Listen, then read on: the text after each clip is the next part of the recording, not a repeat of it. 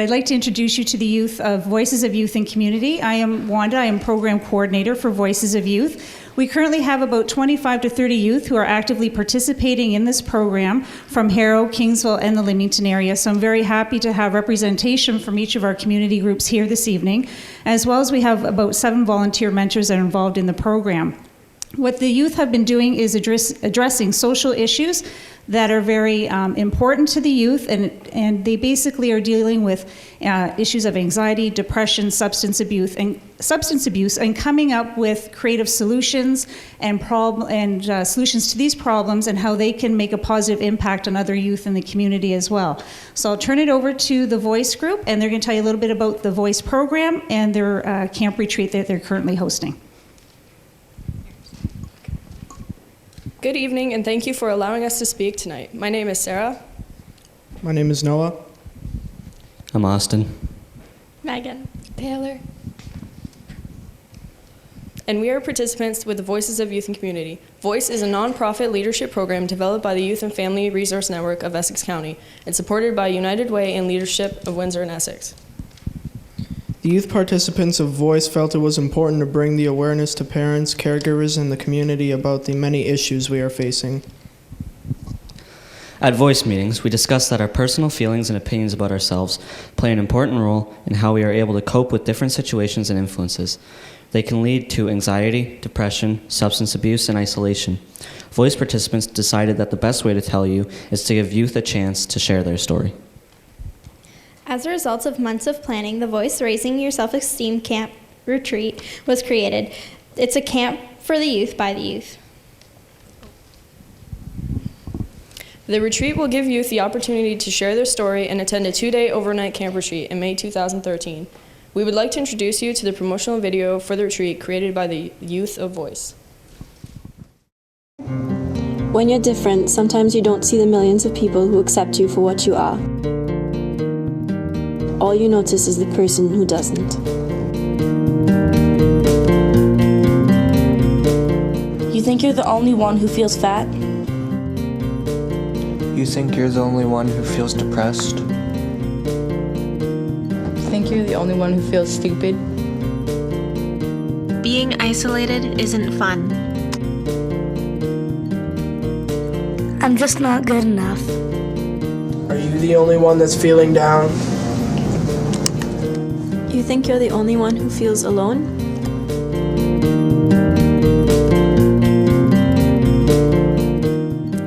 Untalented. That's all I'll ever be. The worst loneliness is to not be comfortable with yourself. You think Being you're the only one isolated who isn't feels fun. That's all I'll ever be. You're not the only one! It's a retreat designed by the youth for the youth. The retreat is a safe place to understand that you're not alone. Have fun, meet new people, make new friends, and learn new skills. Everyone is unique. Don't be afraid to voice your story. Have a chance at joining us at the Raising Your Self-Esteem Camp Retreat in May 2013. Deadline is Tuesday, April 2nd at 5 p.m. For more information, go to our Facebook page, Voice Nonprofit Organization. Go to our website, www.resourcenetwork.ca/events. Follow us on Twitter at YFRNEssex or email Wanda at wrodriguez@resourcenetwork.ca.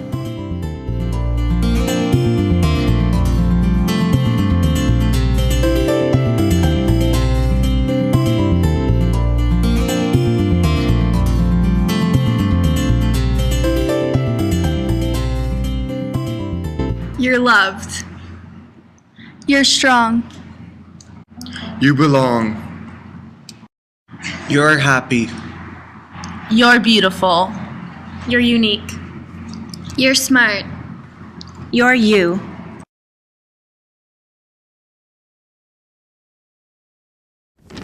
On behalf of Voice, thank you for allowing us to share our story. And now I'd like to introduce Heather Weinberg. Thank you. Good job, guys.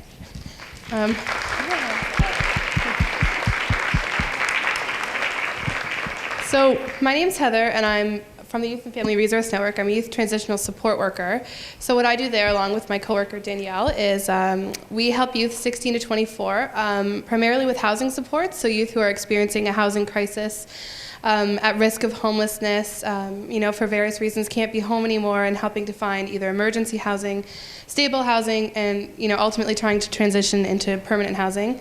So we assist our youth in accessing necessary resources such as financial assistance, food security. We do various system navigation and just kind of helping our clients access resources that are out there, because it can be very overwhelming when you're out on your own and you really don't know where to go. A lot of the clients that we work with, are experiencing anxiety, depression, various other kind of mental health issues and concerns. And so some of that brought us to develop our personal development program, in which we address some of the needs that we've seen from our clients, other than basic needs like housing and food security and financial assistance. We've developed a self-esteem unit within our program to help our youth address self-esteem issues, understand the impact that self-esteem can have in their lives, and work on building their self-esteem and increasing their self-worth. And so that's where Danielle and I are involved with the Voice Group, is we are contributing to their material for the self-esteem retreat. We're helping the youth, based on the applications and what the youth are saying they want to work on, and what the youth are saying are the issues they want to address. Danielle and I are involved to help them develop programming, for the youth, by the youth, and what they really need. So that's our involvement with the Voice Retreat. We're very excited about it, and it's a great program. And I just want to thank Voice for including us and inviting us to speak to you tonight. Our next presenter is Dr. Janet Orchard. She's a clinical psychologist and manager of the acute psychiatric inpatient program offered at Maryville in the Rotary Home. The Rotary Home has 6 inpatient mental health beds for children presenting at the hospital with severe symptoms of emotional and behavioral distress. The program is co-delivered by Maryville and the Windsor Regional Hospital. Please help me in welcoming Dr. Orchard here to present on anxiety.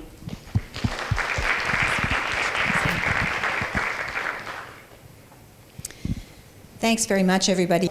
I've got a couple of main plans for tonight. I want to talk to you about how you recognize symptoms of anxiety in your children and adolescents. I want to talk to you a little bit about what anxiety is, both its physical and its emotional and thinking influences over children.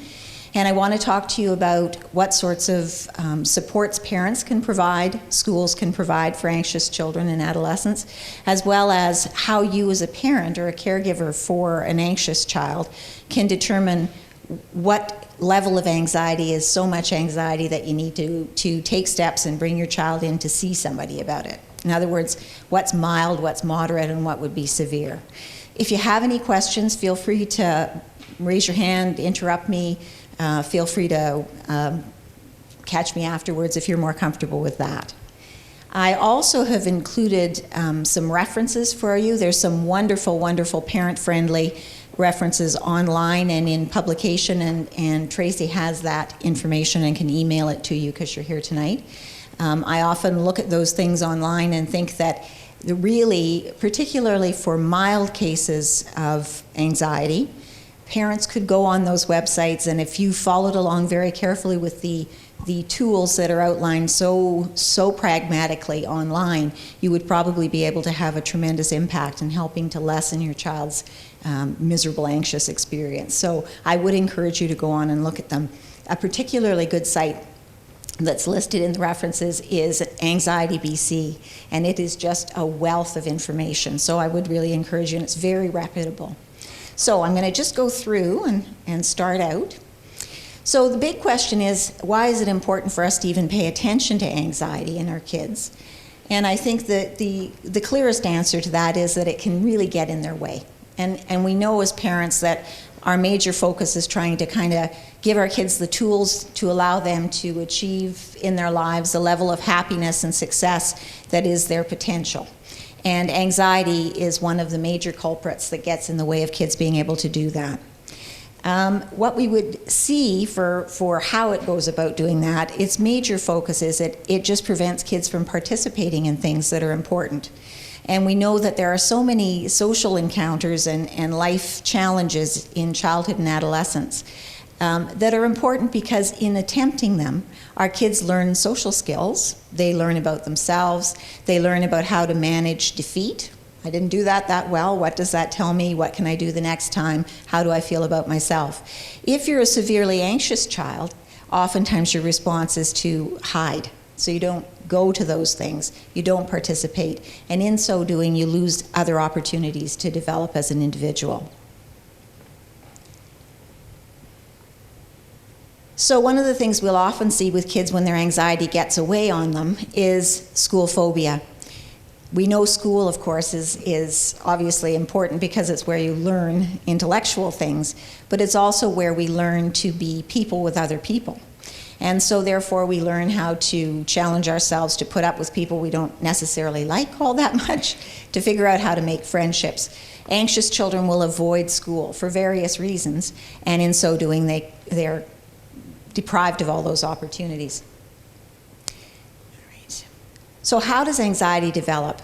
Well, what we know is that there's about 10% of the population that would really label themselves as anxious people. I don't know if we did a poll in the room tonight whether that would be reflected, but if we asked who's anxious, who sees themselves as an anxious person, I would wave my hand around for sure, because that's certainly very true for me. What we know is that kids as young as 21 months of age can be identified as more anxious than other children. And it sounds cruel, but the way they do it is they will have a child and their caregiver in a room, playing with toys and comfortable, and then they bring in a stranger. And the stranger stays there for a couple of minutes with the parent and the child, and then the parent gets up and hands the child to the stranger and leaves the room. Every child is distressed in that situation. But what they look at is how much distress, but also how quickly does the child settle when the parent returns. Because the parent doesn't go away forever. They come back in a few minutes. And the highly anxious child takes longer to settle down because they've just been so flooded by all those emotions. They're often not the first worried, sensitive, anxious person in the family. I like the use of sensitive to describe anxious children and anxious adults, probably because I am one. I'm sensitive. But what it means is you're really more reactive to things in your environment than other people would be.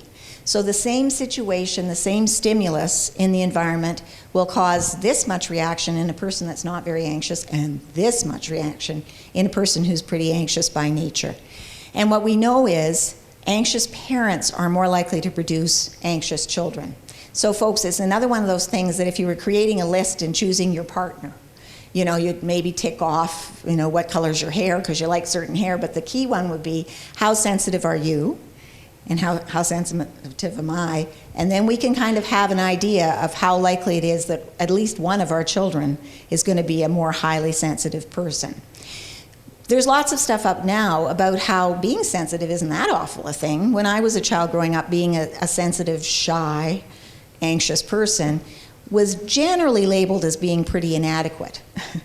But what we know now is, yes, it's something you have to learn to manage, but along with that sensitivity comes what sensitivity means, right? Yes, you're more reactive to your environment, but you're also more tuned into your environment. And there are some skills that go along with that. So it's like every other thing in our child's personalities, right? We all have kids who we look out and we think, oh, you've got my dad's temper, right? Well, you think, you don't have to be your temper. You can learn to manage your temper, and along with the temper can come, I'm an assertive person, right? Similarly, with anxiety and sensitivity, there's strengths to it, but there's the weaknesses, and you learn to work with it. So we want to help our anxious children be, if we look at that 10% of the population that's going to be labeled anxious, only about 2, maybe 3% of that 10% are going to end up with a level of anxiety that gets really seriously in their way. The rest are just probably like me. Things are more disturbing to you. You have more free-floating anxiety, but you manage it. And so our goal as parents is to help our anxious or sensitive child be in that 7 or 8% of those anxious people. And there's lots of things you can do, so it's very encouraging. So what we know about that 2 to 3%, though, of anxious kids is their anxiety can reach a proportion where it is truly stopping them in their tracks. So they can't do sleepovers, they start to not go to school, They don't want to go to birthday parties. They can't separate from mom and dad. They start to feel sick to their stomach. They throw up before they're facing up to having to go to school. Those are the really severely anxious kids.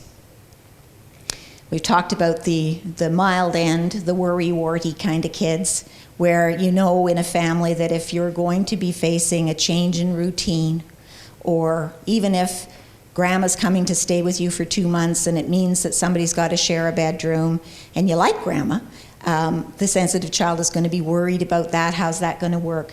Those are the mildly anxious kids, the kids you have to sort of prepare for things. But if you do that, they can get with the picture and start doing it for themselves quite quickly. That mildly anxious child isn't going to be the child that you start thinking, I better get into the family doctor, because maybe I need a referral to see somebody who's a specialist and get an idea about what's going on for my child. The mildly anxious child, you sort of feel like you can help them along and you're in charge of it as a parent. So it's important for you as a parent of an anxious child to understand what the anxiety reaction is, and it has a tremendous biology behind it.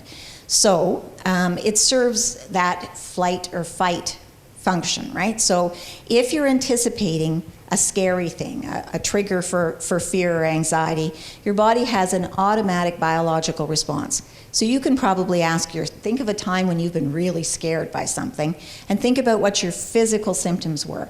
They were all symptoms aimed at getting you ready to respond. So, for example, if you're lying in bed at night and you're alone, everybody's out that night and you're on your own, and you hear clunkety, clunkety, clunk in the house, and you don't have a dog that's barking, it's just you and the clunkety clunk, you don't recognize it, your body is going to respond with that response, right? So you're going to get racing heart, tense muscles, fast breathing. Those are all a natural bodily reaction. And they're pretty good if you're being chased at night, because they get you moving mighty darn fast. What happens is when the danger passes, the opposing reaction kicks in, and away goes your anxiety, and it calms you down. However, if the person's anxiety is too high, it will mean that it stays up too high. They don't have the skills to bring it back down, and it can really get in the way because it's in reaction to things that don't warrant it. So I don't know if you guys have ever had a time when you've been so anxious over something that you really aren't thinking straight. And that's what really anxious people will describe is, I'm just not problem solving properly. If I wasn't anxious right now, I would be able to solve this problem. So it's kind of like what worriers say. It's like they're a homing pigeon for worries. So their anxiety level goes up, and before very long, every single anxious possible thing, catastrophe that could happen, starts to become their focus. So I always think when I'm trying to talk to kids about this, because they'll think I'm going crazy, I can't think my way out of a paper bag. Doesn't mean you're going crazy. An example I always think of is, I'm a person from the prairies, and when I was moving from Winnipeg, where I'd lived 30 years of my life, from childhood, I was leaving at a time when my mother was very terminally ill with cancer. So I was not doing so really well over that. And when I went to leave, there's a ring road that circles Winnipeg, and you don't have to stay in the circle perpetually, like going down the toilet. I couldn't think well enough to exit the perimeter highway, and I literally was driving in a circle and not problem solving. So that's what severe anxiety reactions can do. They can mean that you can't think straight. So if you're ever with your child and you're thinking, holy smokes, like you're just not making any sense here, that's because that anxiety is flooding and getting in the way of logical thinking. So just the 101 review. It's a normal reaction. Everybody gets it. It's important to say to our kids, everyone has been anxious at some point in their lives. You're not cuckoo. It can serve a healthy function at times. It would be normal to be anxious when you're about to write a test, and we know that you need to be a little anxious. If you're too blasé, you're not going to do as well. So those are good things to say to your child. It is normal to be anxious. You can manage your anxiety. Then you can talk to your child about when it becomes not so helpful. And some of the examples I've given are helpful, but think of ones from your own life and how you've learned to manage them. But what we would say is it becomes a problem when it interferes. And it can interfere, as I've talked about with the other examples, or it can be you have a teenager And gradually you become aware that they're experiencing fears that would be more normal in little kids. So you know how little kids are scared of, there's somebody in the closet, there's somebody under the bed, those kinds of fears, separation anxiety. Those things are a little bit more normal fears in kids that are, 5, 6, 7. If you have a 14-year-old who doesn't want you to go out at night because they're afraid to be left alone and separate from you, that's another sign of a problem.